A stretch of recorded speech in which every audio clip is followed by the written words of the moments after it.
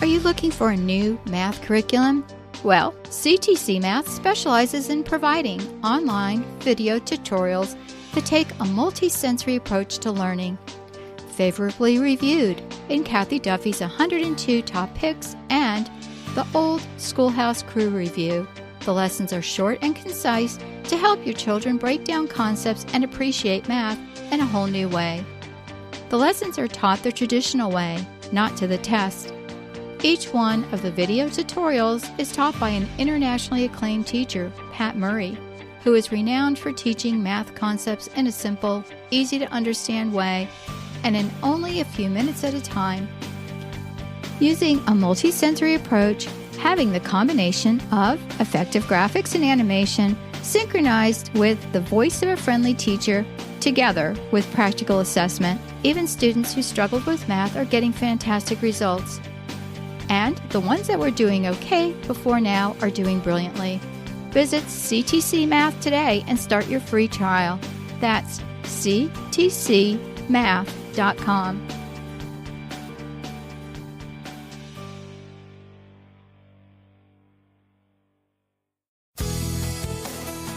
This is a production of the Ultimate Homeschool Radio Network. Welcome to the Vintage Homeschool Moms Show. Your host, Felice Gerwitz, is an author, a publisher, and your radio show host. She will encourage, educate, and inspire you with answers to your most pressing questions from homeschool, marriage, parenting, and much more. Felice loves to equip moms to live a Christian life because every moment counts. Be sure to visit her website at mediaangels.com. And here's your host, Felice Gerwitz.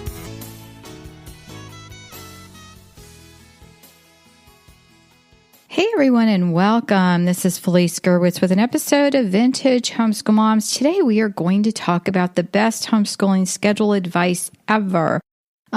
Big promises, and hopefully you will enjoy this podcast and find a lot of useful information on the show notes. So you can find all the show notes at vintagehomeschoolmoms.com. Look for episode 285, Best Homeschool Scheduling Advice. And today I want to thank our sponsor, The Well-Planned Gal. One of the great things about scheduling is having a planner, and you can find all kinds of planners over there that will fit your budget and your need, as well as print planner and digital planners as well. So that may be something you want to take a look at, and I have them, and one of my favorites fits in my purse. So I really like that, and I can take it with me on the go.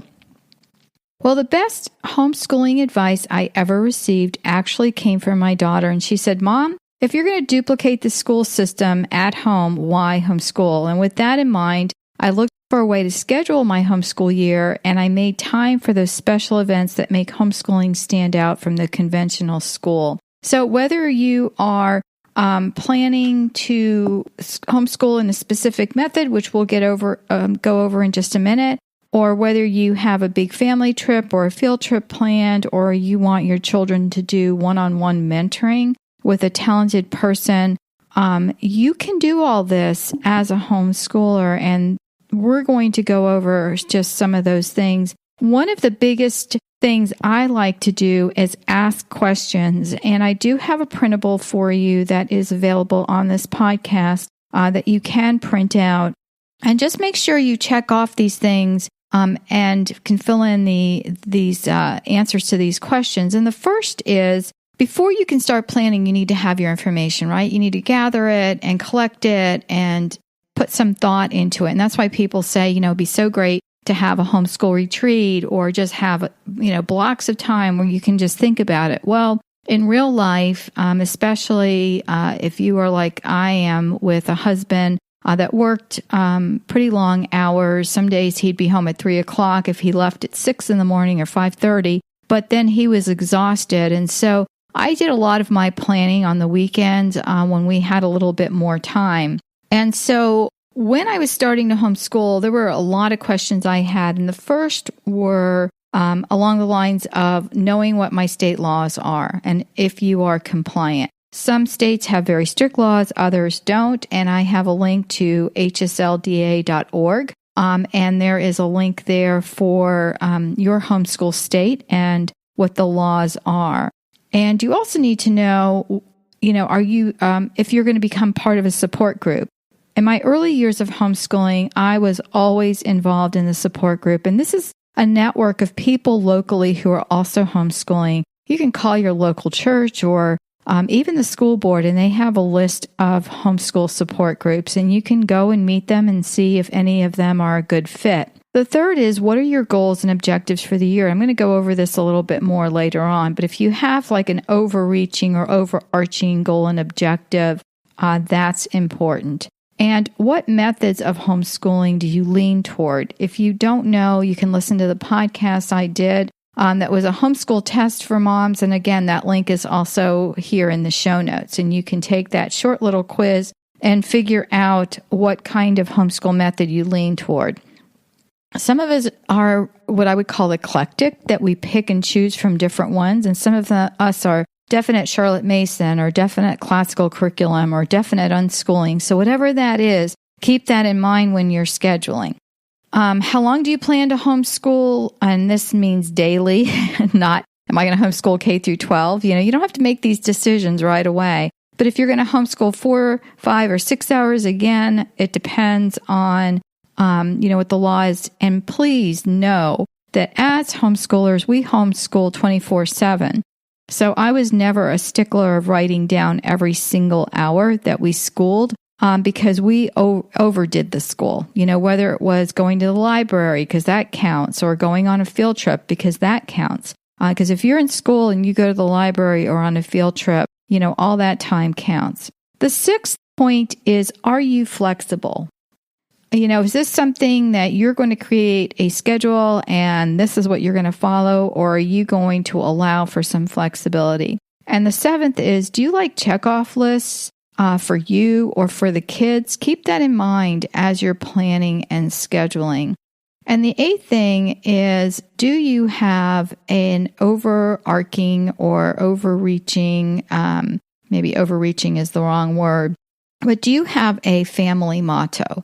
We did that years ago. My husband and I sat down, and the one that really hit us was a plaque that a friend had given us, as for me and my house, we will serve the Lord. And so that's our family motto. And it's something that is over, where we get water. We have a water cooler, and where the water cooler is, we're on well water, and our RO system can't keep up with us.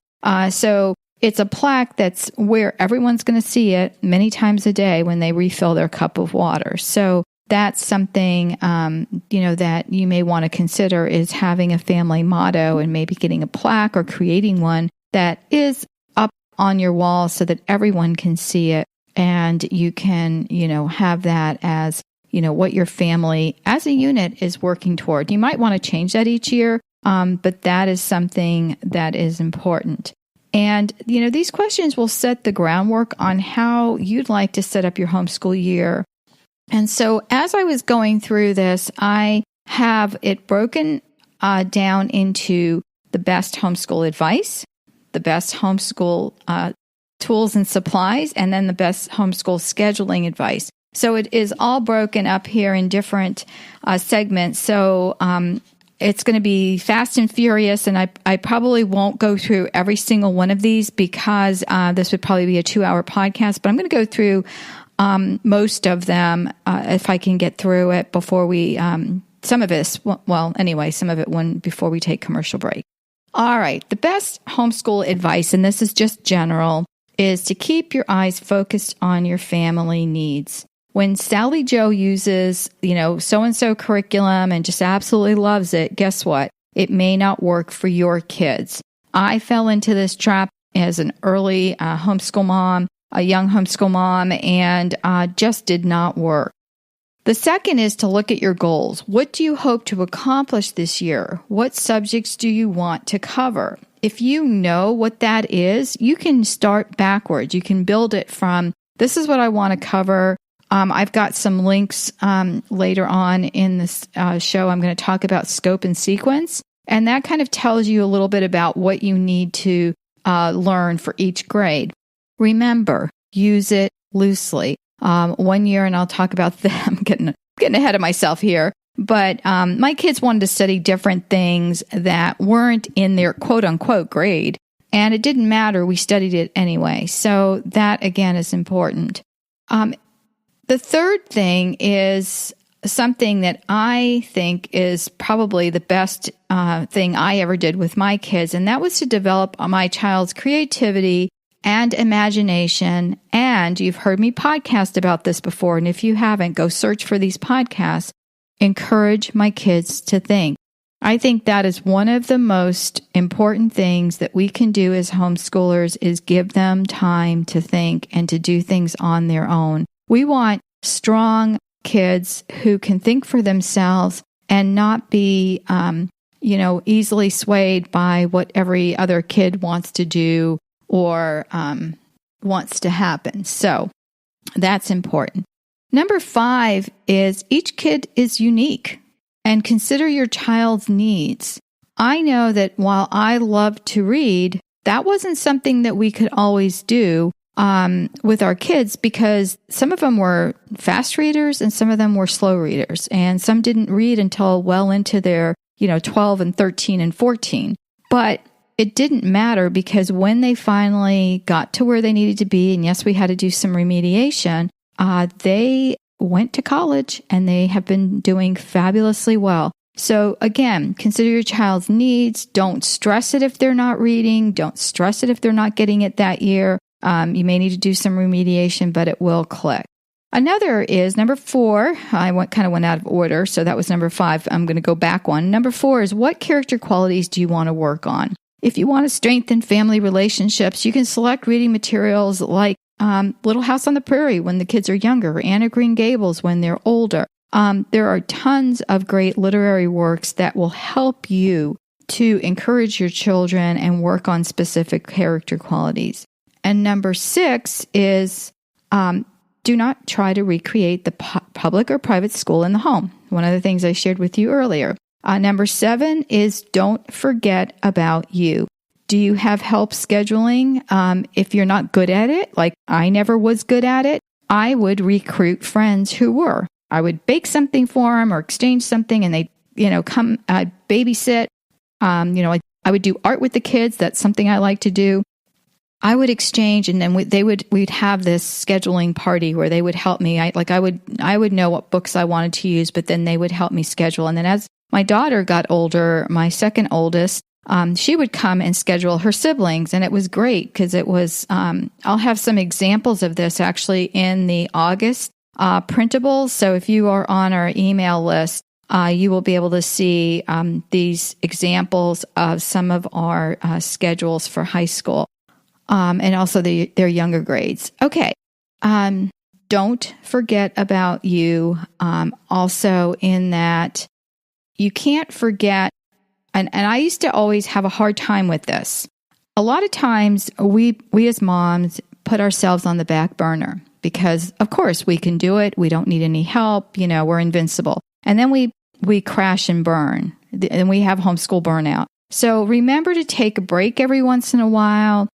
Take a breather after lunch or before lunch or whatever that time is. Once my kids got to an age where they could make lunch, I would take a few minutes in our schoolroom and either I would collect my thoughts for what we were going to do after lunch or just have a few minute break while they made lunch, and then I would go downstairs and have lunch with them. So whatever that is, friends, just, don't forget if it's taking a bath at night instead of a quick shower, whatever that is, try to pamper yourself a little bit because yes, you do deserve it. Number 8, never. I've got some nevers in here. Never, and that means never answer the phone while you're homeschooling. We are in the day of cell phones. Everyone has a cell phone, so set a special ringtone for important people and let others go to voicemail. I never answer a number that is not in my contact list. If it's someone who's trying to reach me, even through business, because I own this podcast network, it has to go to voicemail, and then I will respond that way. This goes for checking Facebook. For me, it also meant not checking emails until after 11. And that was so that I could get stuff done, because I always say that even now, I don't try not to check emails early in the day, because if I do, you get sucked into the vortex of emails.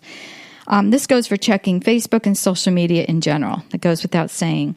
Number 9, never, and that means never, unless it's absolutely necessary, go on an errand during school. No grocery shopping, doctor appointments until after school, or if you take a day off, one of those days.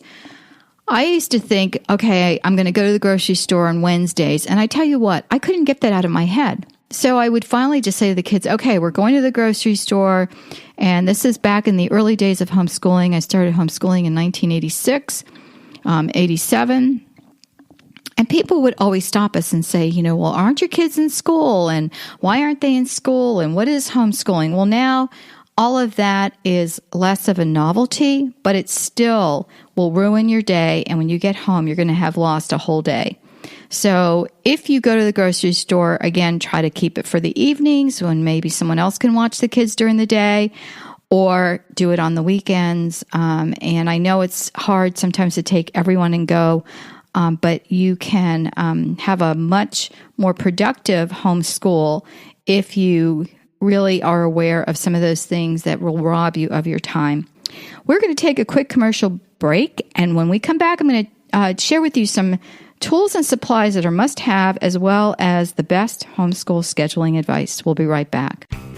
A planner is not a planner unless it is a well-planned planner. The well-planned gal, Rebecca Ferris, is a homeschool mom who has a gift, and she shares her talents with us in her planner series. A few of the amazing planners available are the Well-Planned Day, Student Planners, and even the High School 4-Year Planner. The newest planner is the Well-Planned Prayer Planner, with an all-in-one planner and organizer. Organize your day with a focus on placing God first. Journaling 101 as well as scripture verses permeate this beautiful book. Take it everywhere and you will have all the information you need at your fingertips. Best of all, it becomes a keepsake and a wonderful guide for making prayer a priority. This journal is truly life-changing.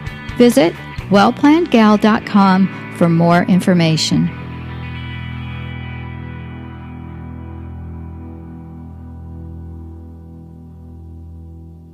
Hey everyone, welcome back. Don't forget to get the show notes at vintagehomeschoolmoms.com. Look for Best Homeschool Scheduling Advice, episode 285. I know I've thrown some other things in here besides scheduling, but these are really important to know, and I think these will be really helpful. And again, the show notes are ones you can print out and tuck away, and you can check off some of these things or take some time to think through some of these questions. All right, tools and supplies. You don't have to spend a fortune, and unfortunately, they are not tax deductible, but these are some things that you can get for your homeschool. Number 1 is a 3-inch binder, and this is for mom. I used a 3-inch binder, a 3-ring binder, and I began a homeschool master binder when I first began homeschooling, and it contains all the must-have. So I'd have copies of the schedules, important information, everything from, information blanks that I could just duplicate, and stuff that I always had to search around and look for. And I finally got smart and said, well, you know what? If I put it in a notebook, I'll know where it is. I have all of the children's evaluations in this binder from the beginning of our homeschool adventure to the end. I had shot records in here. I had everything pertaining to school. When I was a teacher, we had folders back then. Probably everything is digital now. But we had folders for each of the kids, and that contained all of their important information. So I just segmented my binder to each of the kids, and I was able to keep everything together. And it also was easy because I could immediately find the information that I needed. So it was really helpful. The second is a master list. And that is subjects, books, reading books, grade level goals, and so forth. And I had this master list that I kind of did along the lines of a scope and sequence. And again, I'm getting ahead of myself because I'm going to talk about that and where you can get different ones and download them. But I had this master list of things that I wanted. For example, some of our favorite reading books, some of my grade level goals. And if you have multiple children, and you do this once when they're younger and then build with that, then when you go back, because I had 2 older children and then 3 younger, I could go back to what I already had done. It was still in the notebook. And while my older 2 children were in high school, when I started having more children, it was so nice to have those things done. And yes, we didn't do all of the same books. My older kids liked a specific math curriculum, whereas my younger kids liked a different math curriculum better. And so, some of the things that were changed there.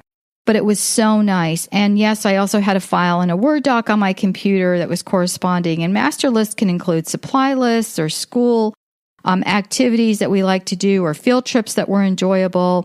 All of their birthdays were there, friends' birthdays and relatives' birthdays, and a calendar of events. So the calendar of events could be just a blank that I would fill in.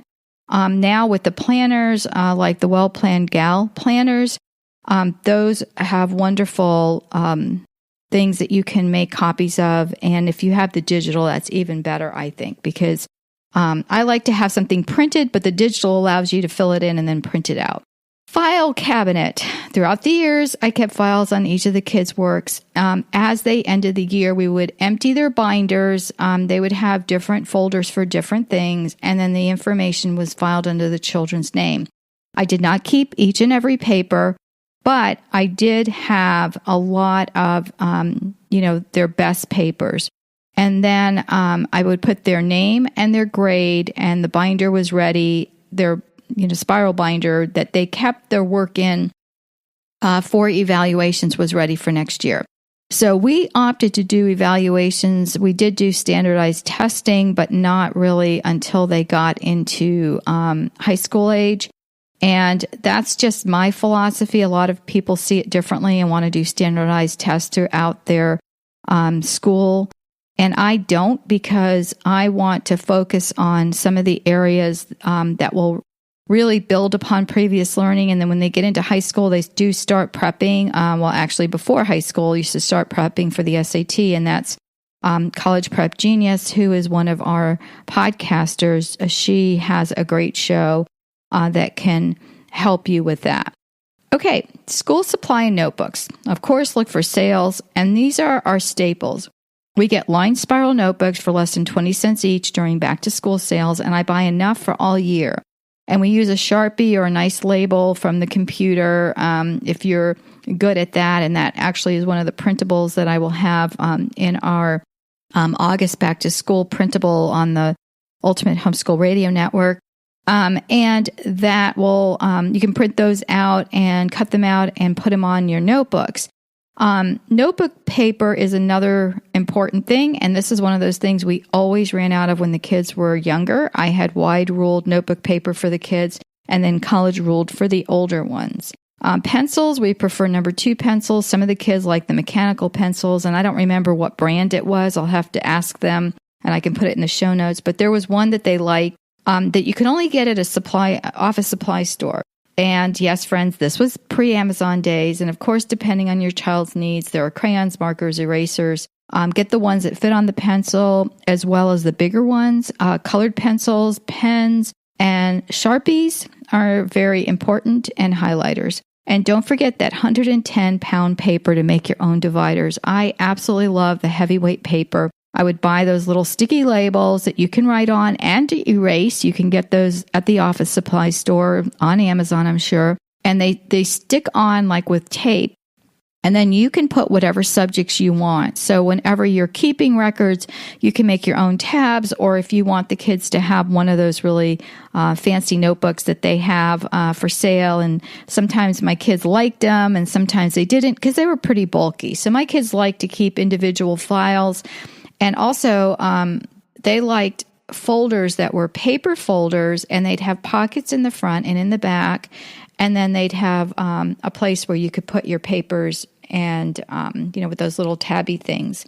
So that's just how we kind of evolved into how we kept records. And the best purchases ever, a little bit more expensive, one large dry eraser board, of course, with erasable markers, an electric 3-hole punch to this day we use for everything, a laminator to this day we use for everything, a stapler, a heavy-duty stapler, and that's to make those books kids love to make. You know, when you take a sheet of paper and you fold it in half, staplers do not fit in that middle crease. And so I used to make the kids these books, and then they would illustrate them. We would use them for after field trips. We would make nature guides, and it was super fun.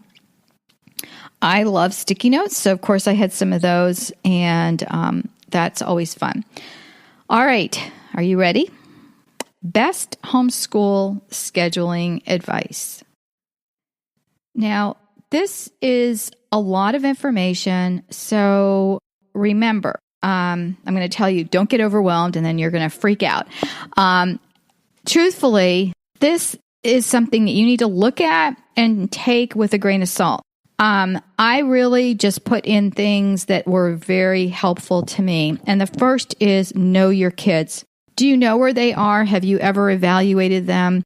I used to be able to tell you exactly what my kids could do in math, in science, in reading. I had it all in my head. Of course, I had it written down too. So the next year, I didn't need to worry, gosh, are they going to go into the next level math book? Or are we going to take another year and go over this information? I knew. But if you're starting out, you may not know. And so the Well-Planned Gal, who is our sponsor for her planners, I was on her website and I found that she has a placement and evaluation book. And those look awesome. So if you are not sure where your kids should be placed, that's something that you may want to look at. Also, getting organized. Number 2, if you have books and you can't find them, we need to have a place where things go, and the same thing with all of your supplies. If everyone knows where everything goes, it's super easy to pick up. Number 3, freebies. And I just want to say that while there are a lot of sites that say you can get free curriculum or downloads or printables, and I mean some of these websites have been built on the fact that you never have to pay a penny for curriculum, and curriculum is too expensive. The problem with that is that, first of all, you have to print out a bunch of stuff. So hopefully you have a printer that can print cheaply. And secondly, it's all over the place. So how do you know what your kids are learning? And a lot of times, this is all stuff that they're writing, and it doesn't allow for creativity. That's why in a lot of my monthly planners that I've been doing that are geared specifically to each month, I have just lists of ideas. And so you can take these ideas and go off of them rather than having kids just filling in pages. If you're going to do that, just go to the local, store and just buy a whole bunch of fill in the blanks, because I feel like, if you have them and you can get them organized, great.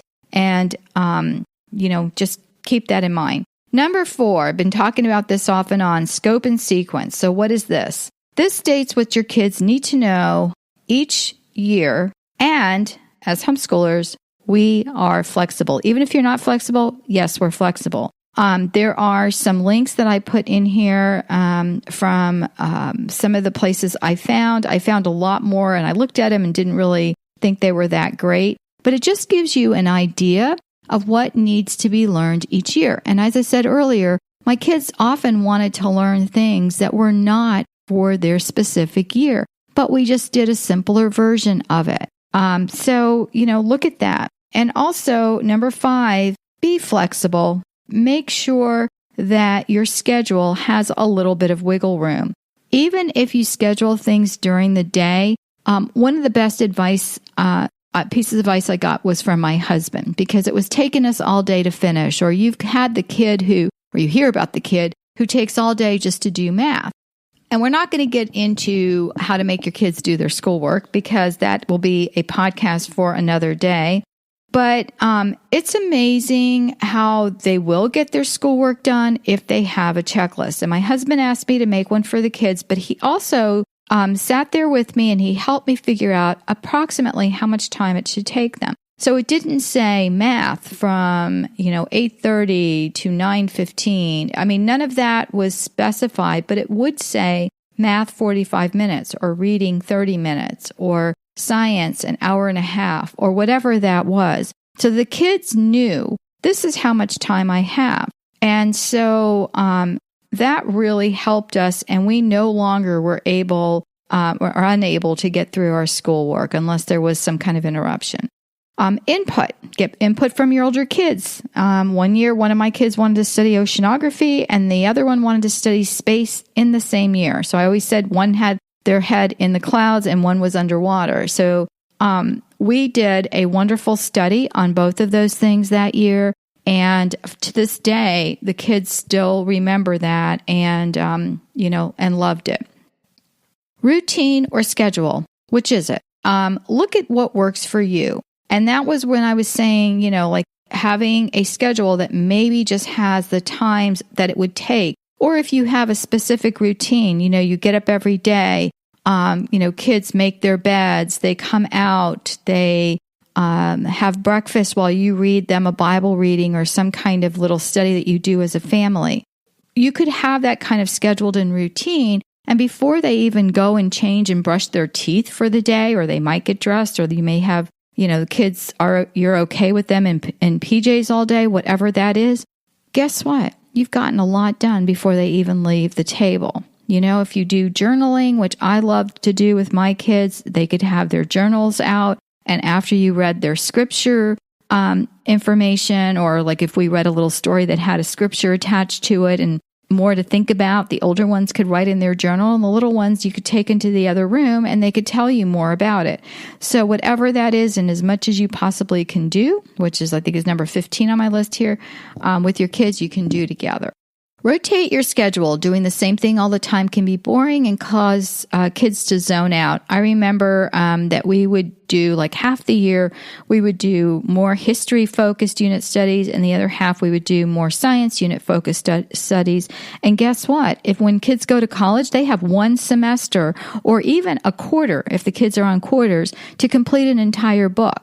And yes, it's college level, and we're talking about maybe elementary or middle school or high school, but it can be done. Do you have to do every single page in the book? No, but you have to understand those concepts, and you can understand the concepts a lot of times without reading every single word. So one of the things you can do is schedule it, to have a theme, or you can break it up. Maybe you do math every day, but you can do writing 3 times a day, or you can do spelling with just the words that kids misspell normally in their writing. I have to tell you, I never did a formal okay, let me preface this. I tried, because I was a teacher, to have my kids do workbooks and textbooks when I first started homeschooling. It was a major fail. That's why I always say, don't try to recreate the home or the school in the home. And it was funny that my daughter told me that, because I'd slipped into that with the younger ones. So what I was focusing on was getting the books for everything, right? So they tried doing, and they didn't learn spelling that year. So then I finally said, you know what?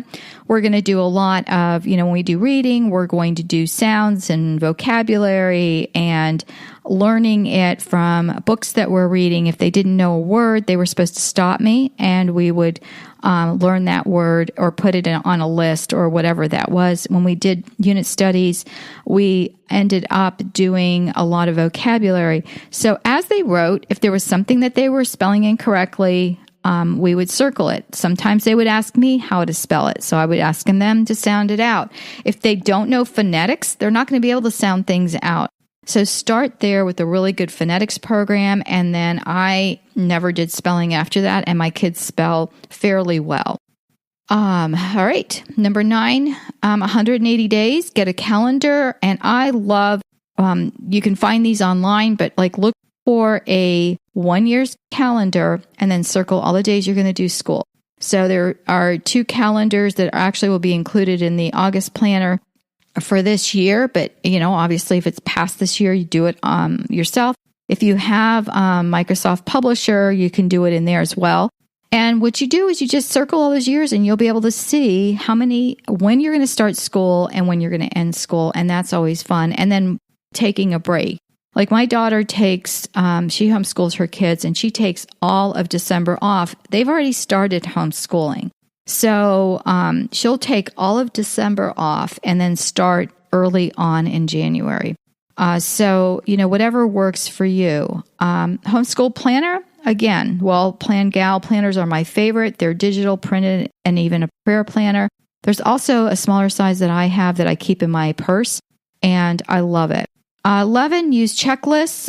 When the kids were little, I had chore checklists, and I had little graphics for each thing that they did. You can find these online under images. You can have the printed out and have the kids, glue them to the chart. If you don't have a word processor or something like that, you can even do it in Word. Super fun to do.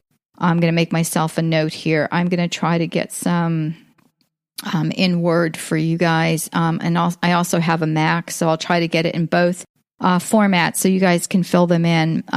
But again, that will be in the August planner. But and then I'll try to make myself another note to put it in the show notes.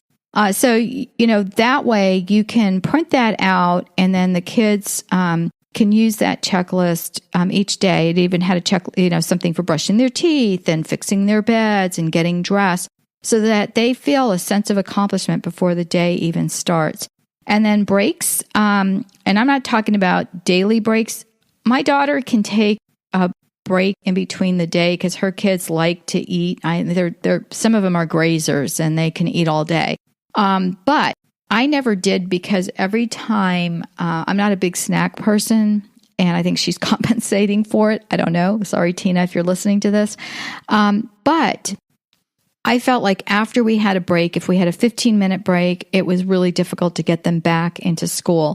So if your kids like to munch or eat or whatever, they can have it while they're doing their schoolwork, as long as it's not messy. And then when I'm talking about breaks, I'm mostly talking about events.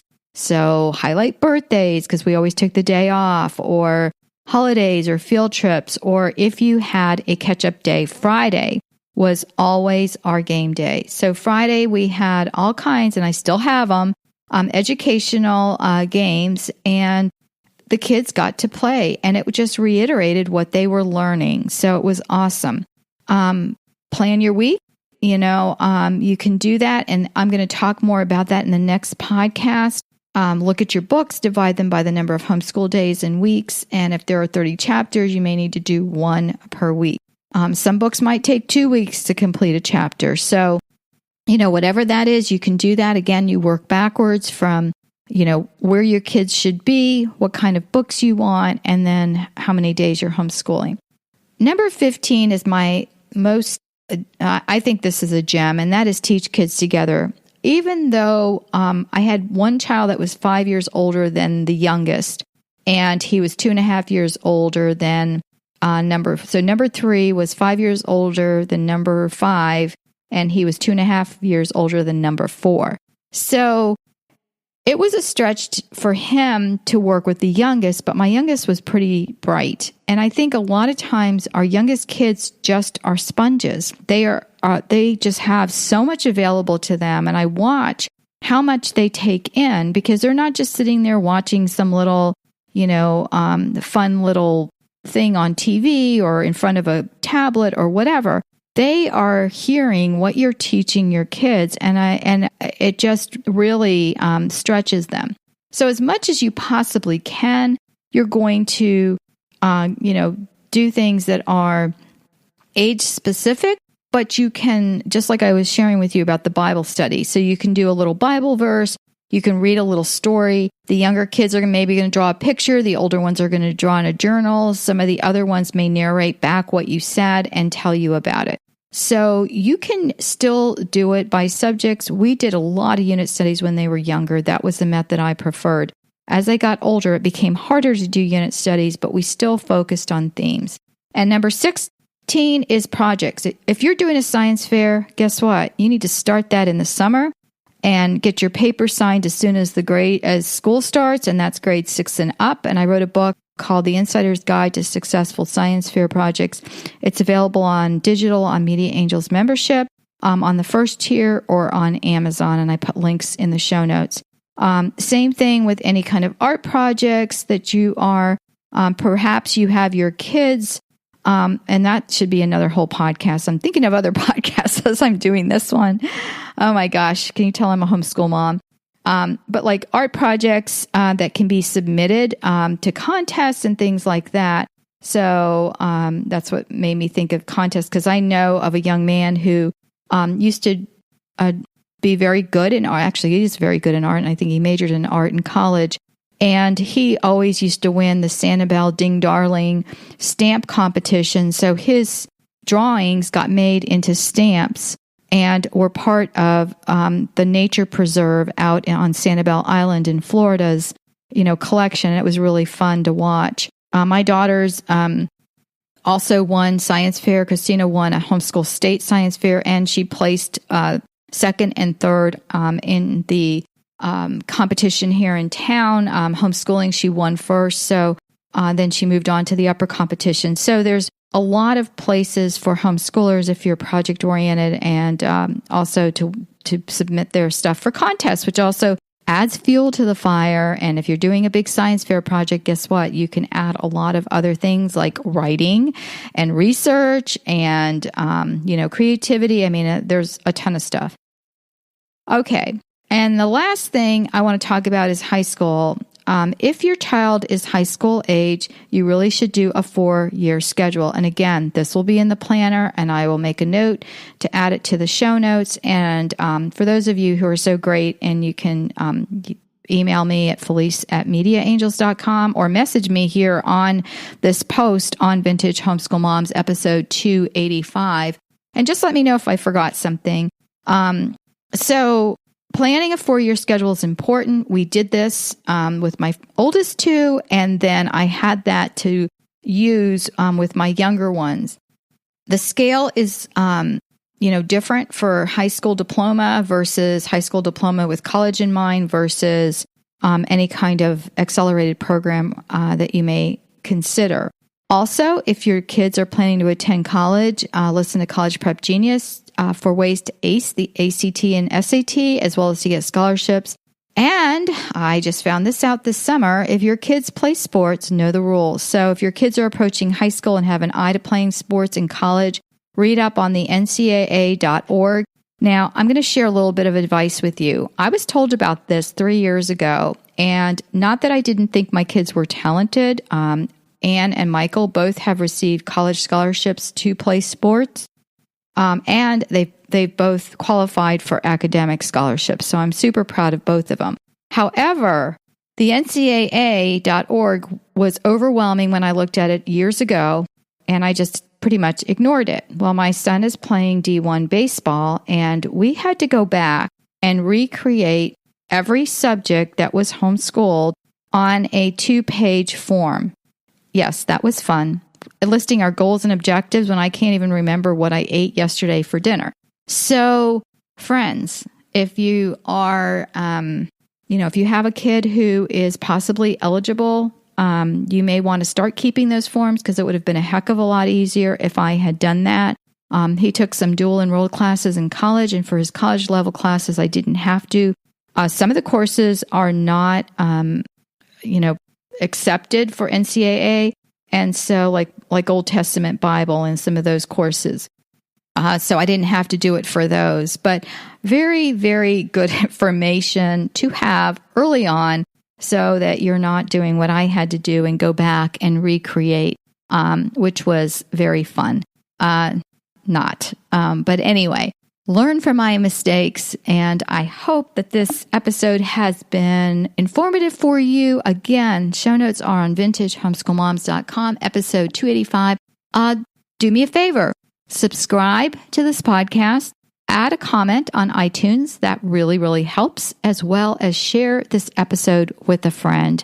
If you want to say thank you for free podcasting, that is the best thing you can do, is share the episode. All you have to do is grab the link. There's tons of social media links. You can even email it and just send it to 5 of your friends. I will be very, very thankful if you would do that. So thanks so much. I appreciate all of you. And while I'm going to say, don't stress out as you're planning, I know what I went through every single year I homeschooled. I just graduated my last this year. And so, and it still hasn't stopped, people. It's still going on with stuff that we need for college. So even though he's been accepted and he has a scholarship, we still had more paperwork to do. So friends, take care. God bless. And I will talk to you soon. Bye-bye. Thanks for tuning in to the Vintage Homeschool Moms Show. Visit Felice at MediaAngels.com and TheVintageHomeschoolMoms.com. Vintage Homeschool Moms is a production of the Ultimate Homeschool Radio Network.